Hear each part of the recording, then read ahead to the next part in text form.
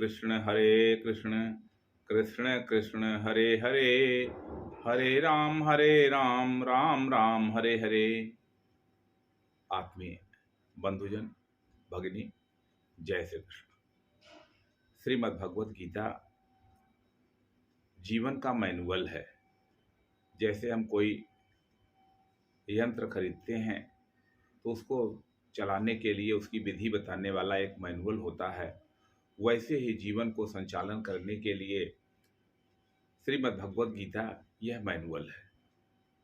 इसमें बताई गई बातों को हम अपने जीवन में उतार करके सुखी जीवन और प्रसन्न जीवन, आत्मनिष्ठ जीवन जी सकते हैं।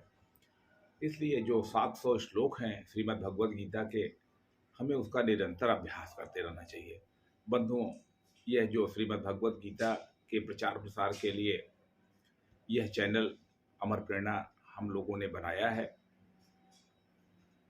मेरा आग्रह है कि आप इसे देखिए, इसे लाइक कीजिए और इसे सब्सक्राइब अवश्य कीजिए तथा दूसरों से इसके बारे में भी चर्चा कीजिए। आइए श्रीमद् भगवत गीता शब्द शब्द प्रेरणा में आज हम गीता के 12वें अध्याय के 6ठे श्लोक का पाठ करें, जो इस प्रकार से है। श्री भगवानुवाच एतु सर्वाणि कर्माणि मयि सन्न्यस्य मत्परा अनन्येनैव योगेन मां ध्यायन्त उपासते। भगवान श्री कृष्ण ने अर्जुन से कहा कि हे अर्जुन, जो भक्त मेरे परायण होकर के अपने सभी कर्मों को मुझ में समर्पित कर देते हैं और अनन्य भक्ति योग के द्वारा मेरा ध्यान करते हुए मेरी उपासना करते हैं। आगे के श्लोक में उन्होंने बताया है कि तेसाम अहम समुद्धर्ता, मैं उनका उद्धार स्वयं करता हूं। बंधु भगिनी, इस श्लोक में भक्ति के संबंधित कई बातें बताई गई हैं। पहले बात तो यही है कि मत परा, यानी कि मेरे परायण रहने वाले भक्तजन। वास्तव में आप देखिए तो हर व्यक्ति किसी न किसी के परायण है। एक बच्चा है, वो किसके सहारे है? उसकी फीस कौन देगा? तो उसके माता पिता देंगे। उसी प्रकार से प्राणी मात्र अगर वो किसके सहारे है तो वह ईश्वर के सहारे है। अगर हम ईश्वर के सहारे होकर के रहते हैं तो ये हमारे जीवन पद्धति का एक बहुत बड़ा सुधार होगा। जैसे आप देखिए कि विद्यार्थी अगर वह चाहे तो स्वयं पढ़ करके अच्छा नंबर ला सकता है, लेकिन अगर वह शिक्षक के मार्गदर्शन में जब पढ़ता है तो वह बड़े आसानी से सभी प्रश्नों को ठीक से हल कर लेता है। इसलिए भगवान कह रहे हैं कि मेरे परायण होकर के रहो। एक ऐसी शक्ति है जिसको हम सब लोग ईश्वर के रूप में मानते हैं, भगवान के रूप में मानते हैं, तो हमें ईश्वर समर्पित जीवन जीना चाहिए। दूसरी बात कह रहे हैं कि सर्व कर्माणि संन्यस्त, कि जितने हम कर्म कर रहे हैं वह सब मई संन्यस्त है, वह मुझे ही समर्पित कर दो। अब आप देखिए कि हम सब लोग निरंतर कर्म करते हैं। सामान्यतः कर्म कहाँ से किया जाता है? ये मन में आता है कि हमें यह चीज चाहिए या यह चीज नहीं चाहिए, उसके लिए हम प्रयास करते हैं। और सामान्यतः हम लोग ये सोचते हैं कि अगर हमारा ये लक्ष्य है तो उसे प्राप्त करने के लिए हमारा कर्म करना चाहिए। तो देखने में ये आता है कि अगर व्यक्ति अपने लिए कर्म करता है तो कभी भी वह श्रेष्ठ कार्यकर्ता नहीं बन पाता है। अपने स्वार्थ के लिए,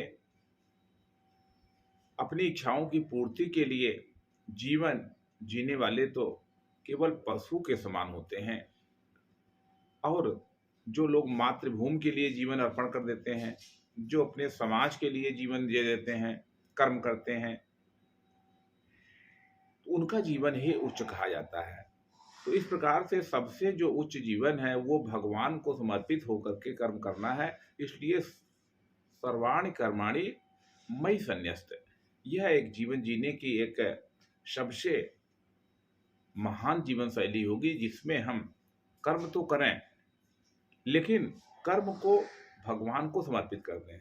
ये दो प्रकार से बातें होती हैं कि एक तो हमने कर्म किया, बाद में जो कर्म का फल है उसको समर्पित कर दिया।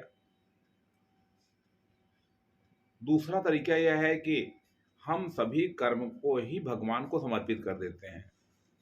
आजकल हमारे यहाँ संघ कार्यालय का निर्माण हो रहा है, तो जो संघ कार्यालय का निर्माण कर रहे हैं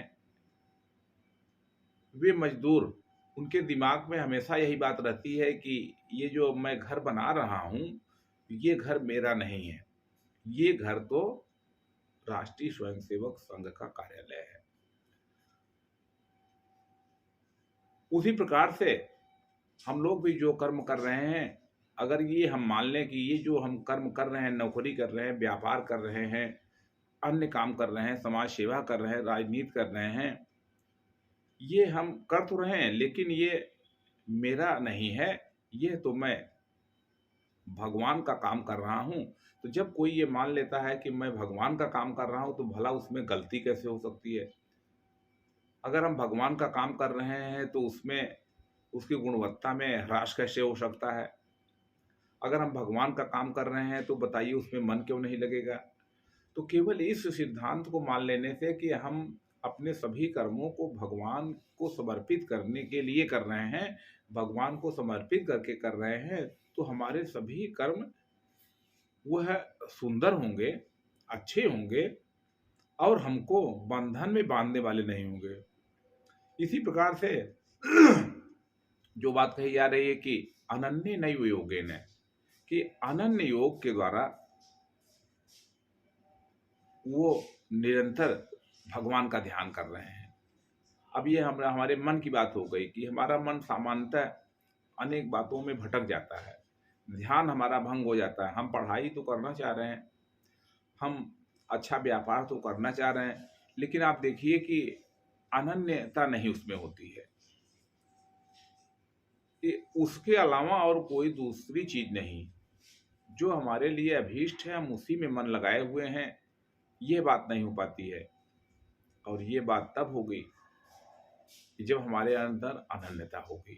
तो यहाँ तो सर्वोच्च के प्रति समर्पण की बात हो रही है कि केवल एक ही बात मस्तिष्क में रहे, वो ईश्वर का ध्यान करते हुए जो लोग मेरी उपासना करते हैं उनकी चिंता भगवान स्वयं करते हैं।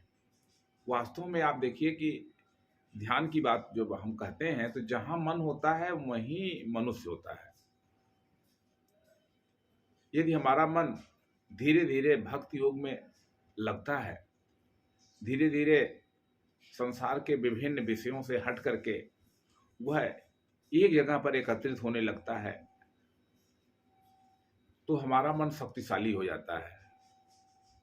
इसलिए जितना भी विज्ञान की उत्पत्ति होती है, जितना भी जीवन में सफलता होती है, उसके मूल में कहीं न कहीं ये बात रहती है कि वह व्यक्ति अपनी एकाग्रता